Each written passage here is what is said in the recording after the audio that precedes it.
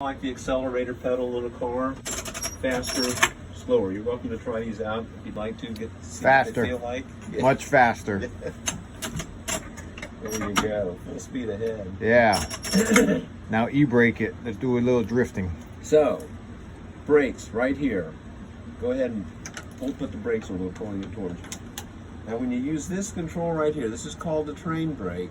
When you apply the brakes using this control, you're applying the brakes on all the cars and the locomotive, which is pretty important because if you try to stop just that locomotive, you're going to have problems. Those cars are going to keep pushing you. However, if you're running the locomotive, let's take that brake off. If you're running the locomotive without any cars attached, you would use this brake here. It's called the independent brake. Push it down and back, and this puts the brakes on just the locomotive. This is the horn right here. This is to ring the bell. And this control right down here is actually pretty important too. This is called the sander. This puts a little bit of sand down on the tracks, just in front of the drive wheels. The reason is, often if you're trying to start up a heavy train with a powerful locomotive, there's a tendency for those wheels just to spin. So a little bit of sand gives you just enough grip sometimes to get that locomotive moving. And again, you have so much momentum once you get it moving, typically it's going to keep moving.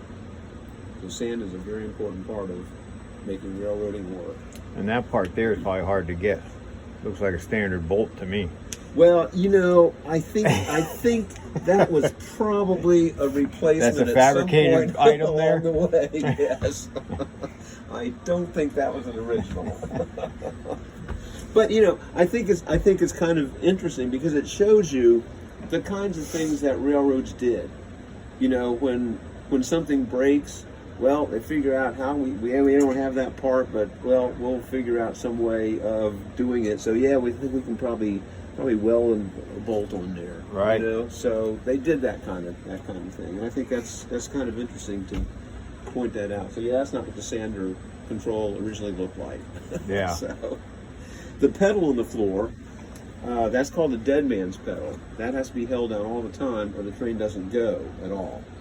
So the engineer has to have his foot on that. If something happens to him, if he has a heart attack or something, or if he just gets drowsy and nods off, his foot comes off of that, the train stops. Huh. So that's a safety mechanism to make sure you have somebody at the controls all the time. Wow. No cruise control for this. No cruise Although control. a nice heavy brick would probably work. And that's why they don't use the dead man's pedal anymore. Oh. In today's locomotives, they have a different mechanism to make sure that there's somebody at the controls. It's a little more foolproof. Right. But yeah, all locomotives have some mechanism for making sure you have somebody at the controls. I don't know what the phone's used for. Ooh, sorry.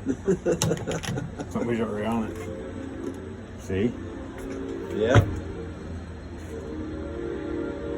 Questions? This is probably for the caboose guy. The guy in the caboose. It is that's exactly What what about it's for dinner? Yeah.